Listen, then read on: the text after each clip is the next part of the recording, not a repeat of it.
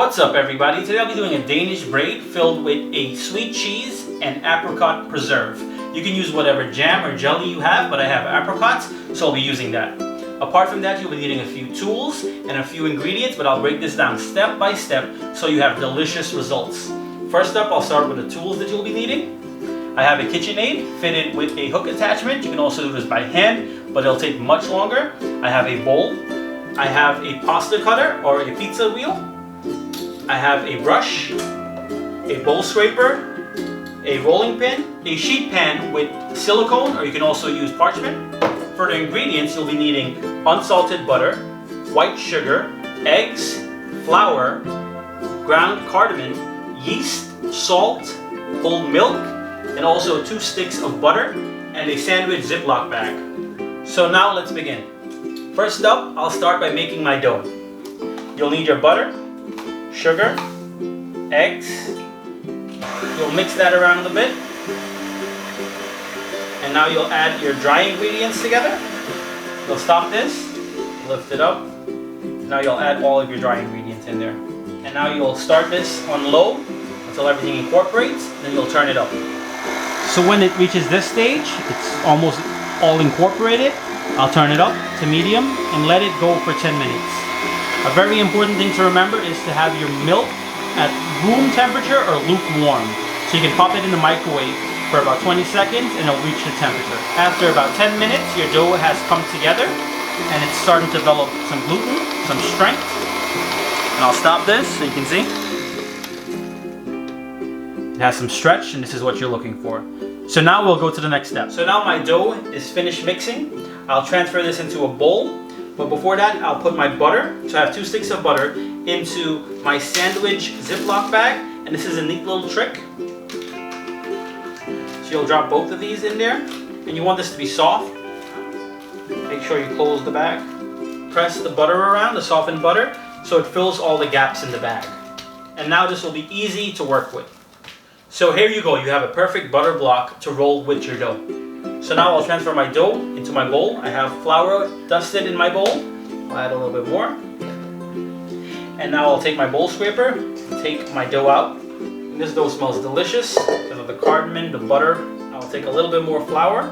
I'll dust it on top of this. And what I'll do next is I'll take my towel and cover this and let it double in size. So while I wait for my dough to double in size, I'll begin on my cheese filling. I have cream cheese softened, I have an egg, and I have vanilla and sugar. So what I'll do is I'll combine my vanilla, my sugar, and then I'll take a spoon and just mix this around. I'll take half of my cream cheese and I'll mix this in. So as soon as that incorporates a little, I'll add the remainder. So after mixing your cheese, eggs, and sugar together with your vanilla, this is what you get. Nice smooth little texture. And you can set this in the refrigerator until you're ready to use it. So after your dough has doubled in size, you'll let it sit in the refrigerator for 30 minutes before you start working with it. And you'll do the same with your butter.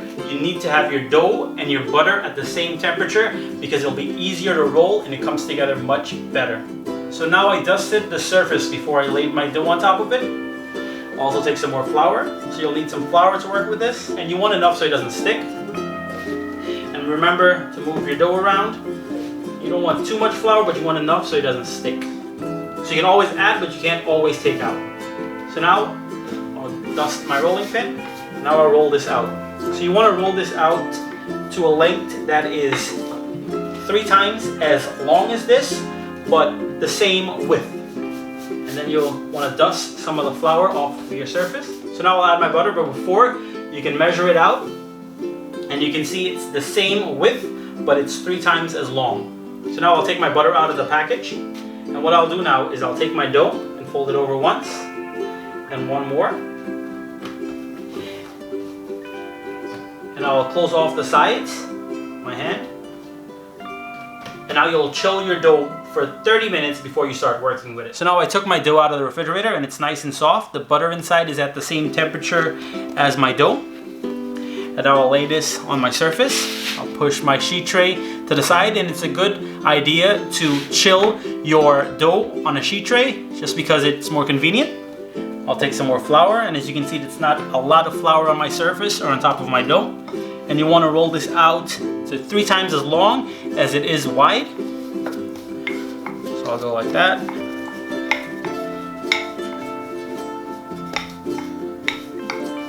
And because your dough is chilled, it's easy to work with. And the length of this is approximately 6 by 18. You can also do 7 by 21. And what I'll do next is take a third and roll it in. And the other third and roll that in as well. And you can chill this dough if it's getting a little too warm, it's starting to melt. You can chill this dough for like about 15 minutes before you work with it, but mine is nice and cool. So I'll add some more flour. And also always remember, if you can, flip your dough. And now I'll roll this out again. And if it's starting to stick, add some flour to it. So 3 times as long as it is wide. And I'm doing about 6 by 18 or 7 by 21.